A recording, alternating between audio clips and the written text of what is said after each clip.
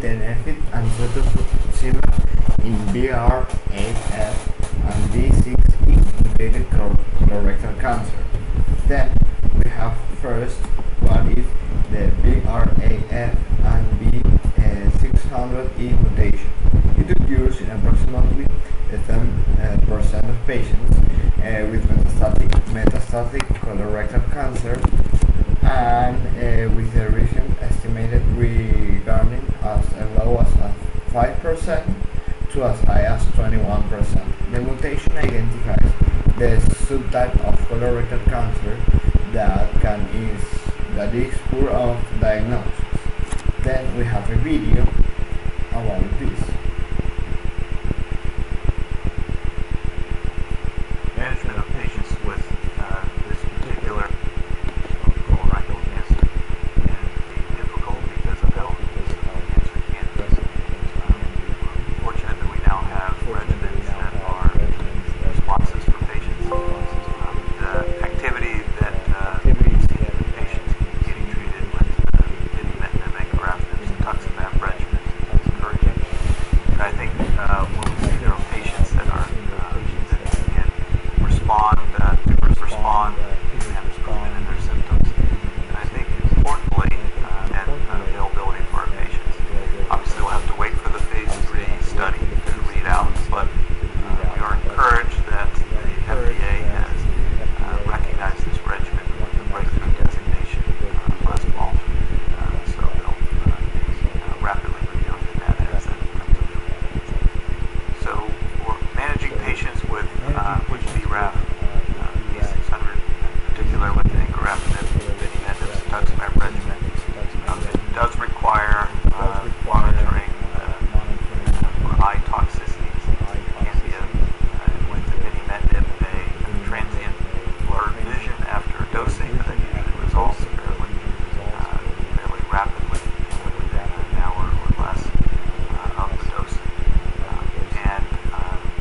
But working with an ophthalmologist is sometimes needed if those symptoms become more problematic.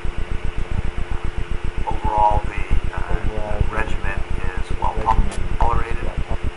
It is a regimen that really has very limited skin toxicities because of the blunted feedback pathway. So it's a rare scenario where the triplet is less toxic for the skin than individual agents. And that provides benefit to patients.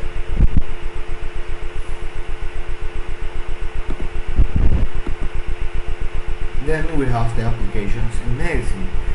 Also, the BRAF V600E is a driver mutation found in multiple tumor types, and BRAF inhibitors have clinical activity in BRAF 600E mutated melanoma and non-small cell lung cancer. BRAF inhibitors alone have limited activity in BRAF 600 mutated colorectal cancer. After that, therefore, to evaluate whether the treatment with the combination of Encoranefib plus Cetuximab with or without the MEK inhibitor with Binimetinib would result in longer overall survival than start of therapy in patients with BRAF V600E mutated metastatic colorectal cancer who had a disease progression after 1 or 2 previous lines of therapy.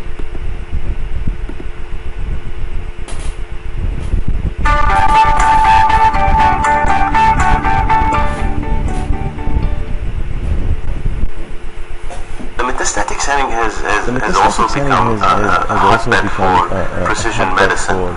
So like other cancers, although we're coming a little bit from behind, but we're catching up in colon cancer. We're starting to understand the value of all these breakdowns. From the BRAF to which we understand what the RAS is, although we can target it yet, to the HER2 and to the other. The big news is, of course, that BRAF mutation, V600E, those patients do horrible. Unfortunately, their options are very limited and very far in between. So we have this beacon trial that its run-in phase was published about 30 plus patients, suggesting a 50% response rate, which is huge. The Beacon study, which is the phase 3 study, so that piece was a lead into the phase 3 study. The phase 3 study looked at a 3-drug combination, Encoranefib, Binimetinib, and Cetuximab versus the doublet versus FOLFIRI plus Cetuximab. It was powered to look at the difference between the two arms and FOLFIRI Cetuximab. The study was positive. This is in BRAF V600E mutations in tumors. And what we understand is that the difference is quite significant. The response rate went from about 2% with the FOLFIRI Cetuximab to close to 26-27% with the combination. The median progression-free survival and the median overall survival and progression-free survival were all improved. So we're seeing essentially a transformation of the way we treat this disease. So this, I think, is a transformational study for a group of patients that typically does not have much benefit from chemotherapy, sees no benefit from EGFR inhibitors, no benefit, zero from EGFR inhibitors, and we didn't have an option for them. Now we're moving that needle quite well. Then we have the issues of late in Ecuador. Sorry.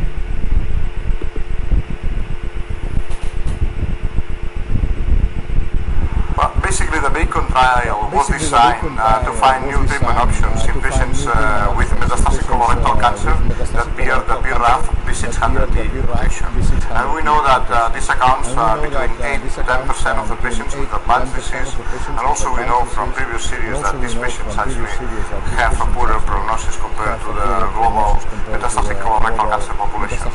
So the initial data suggested that as these patients had a BRAF mutation, actually they could be sensitive to BRAF inhibitors, like for example patient with melanoma.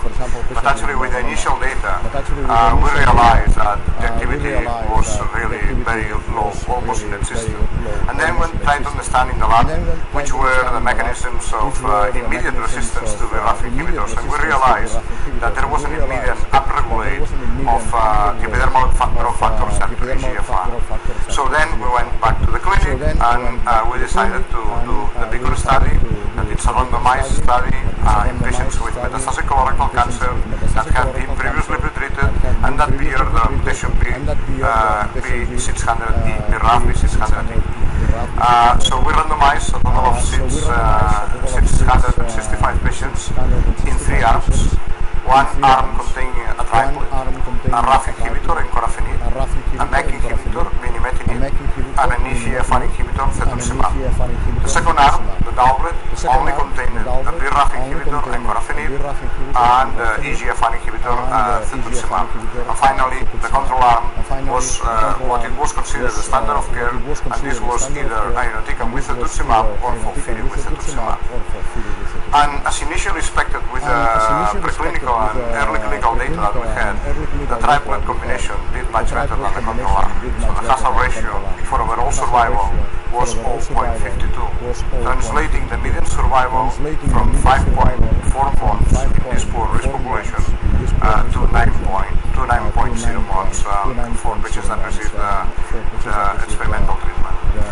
Also, we look at the data on the doublet, and we compare the doublet with the control arm, although this was not one of the primary points of the study. And there was also benefit, despite was lower, with a hazard ratio of 4.60, and the median survival increasing from 5.4 to 8.4. But more importantly, as these patients are really very symptomatic when they have advanced disease, and also we show an important advantage in the overall response rate. So the overall response rate for the triplet was 26%, independently reviewed. For the doublet it was 20%, and for the control arm it was only 2%. But even more, in looking at the tumor shrink ratio according to the waterfall plots, patients receiving the triplet treatment tended to benefit more than those that receive the doublet treatment in terms of tumor shrinkage. Also, we look at the safety, of course, the quality of life. The quality of life was well maintained with the triplet and the doublet, with better outcomes compared to the control, and the safety profile was very manageable. Actually, patients receiving the biological treatment, either the triplet or the doublet, didn't have more side effects, and especially grade 3 treatment-related adverse events compared to the control arm. There were some toxicities that were especially devoted because of the mechanism of action of this compound. So asthenia, fatigue, diarrhea, this is a special characteristic of these kinase inhibitors, but globally speaking the toxicity profile was really good and manageable.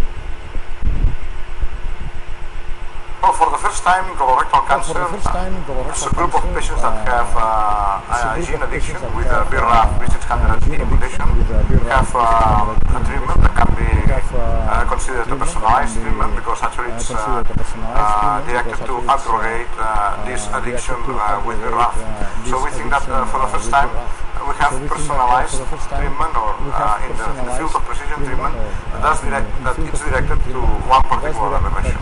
We had other predictive biomarkers before, and most of them were negative predictive biomarkers, like KRAS mutations and RAS mutations. In this particular case, the fact that these patients have an oncogene addiction to BRAF actually made them sensitive to this triple combination, inhibiting the EGFR RAF pathway in a very vertical way.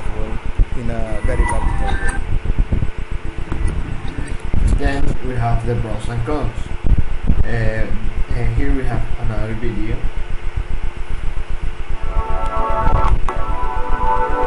This video shows the pros and cons of the three therapeutic effects. So for BRAF mutant there is a big change. Multiple studies showed that triplet combination in the center, with the BRAF inhibitor in the center, now before it was also tested with PI3K in this case only Cetuximab showed very promising results in refractory patients. Response rate over 30%, which is unheard for this disease. Now recent data showed at World GI not only high response rate but long progression free and overall survival, which is the reason now the new concepts are that there is a trial being developed in first line. Now the interesting thing is this triple has no cytotoxics, which again indicate when you are smart in identifying the molecular genetic of the tumor, you can successfully interfere and have clinical effect without lot of toxicities. Then we have the pros. The pros is that the risk of death was significantly lower in the triplet therapy group than in the control group. In a descriptive analysis of survival comparing the triple regimen with the double regimen, the estimate of 6-month survival was 72% in the triple group and 65% in the double therapy group. And in cons, we have that it has a lot of adverse effects like diarrhea, nausea, abdominal pain, and many others that it can cause that the patient will leave the treatment of 3 drugs. For conclusion, we have that the triple regimen was designed to be a combination of agents that will provide the most effective inhibition of the PK pathway. Preclinical and clinical studies shows that the lack of efficiency with a single BRAF dual and a BRAF and the MEK inhibitor in BRAF V600E mutated colorectal cancer is relative to the EGFR mediated adaptive feedback. Thank you.